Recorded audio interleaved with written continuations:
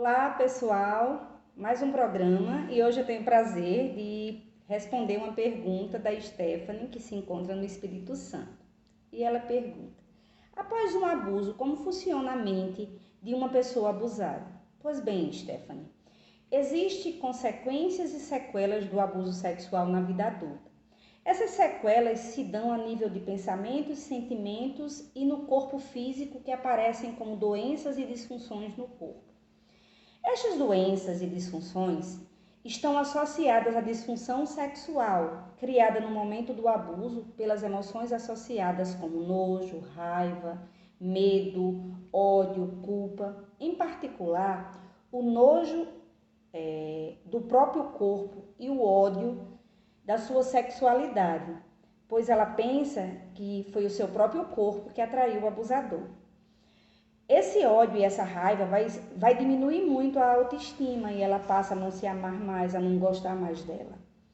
O abusador, ele usa a criança ou o adolescente para satisfazer seu próprio desejo sexual. A criança sente e pensa a mesma coisa, que seu corpo está a serviço de dar prazer ao outro.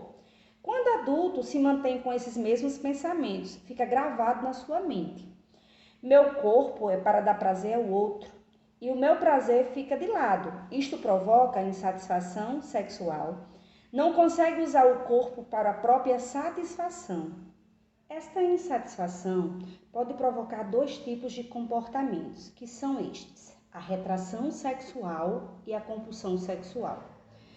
Na retração sexual, a pessoa evita ter relações sexuais porque não tem prazer e a faz se sentir suja, com nojo. A relação em si é um momento de sujeira, de nojo, não se sente bem. E pode relembrar no ato o abuso cada vez que ela tem a relação sexual. Então é uma coisa que procura se evitar. Ela está sempre se evitando, se esquivando. E a outra é a compulsão sexual, que é uma reação contrária, né? Porque a pessoa não consegue ter prazer, quase nunca, não tem orgasmo, na relação sexual com seu parceiro ou parceira. Agora, geralmente, só conseguem ter prazer quando se masturbam ou seja com fantasias sexuais ou não. Sabe por quê? Porque o corpo dela não está no ato, está bloqueado pelas crenças, pelas emoções de que não pode ter prazer com o outro, em contato com o outro, e sim, só o prazer do outro é que está em jogo e não o dela. O corpo, quando é abusado, é estimulado sexualmente pelo abusador e reage a esse estímulo. Mentalmente, a criança, ela não quer a relação e emocionalmente só tem nojo e medo, mas o corpo está estimulado. O corpo, ele fala, ele foi excitado. Porque as células do nosso corpo reagem aos estímulos do toque e não aos pensamentos e às emoções. Isso gera um conflito dentro da pessoa, imagine dentro da criança. Porque, por um lado, meu corpo se excita, meu corpo responde ao estímulo, certo? Minha mente diz, não pode, não quero fazer, é errado, eu sinto muito nojo e medo.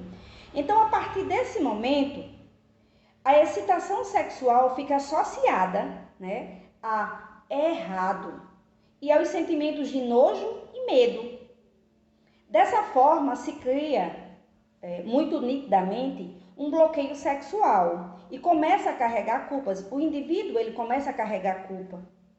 E é aí que nós psicólogos somos chamados a trabalhar para desfazer essa associação de medo, nojo, culpa, e que o sexo é errado com excitação sexual. A energia sexual precisa ser liberada dessas emoções negativas e dessas crenças e pensamentos negativos a respeito do sexo, para que a pessoa possa usufruir do seu corpo, tendo prazer, né? Independente, é necessário ressignificar o abuso, né? Buscar ajuda e também recuperar sua autoestima, esta que foi deteriorada por se sentir suja, culpada, errada, por se sentir nada naquele momento.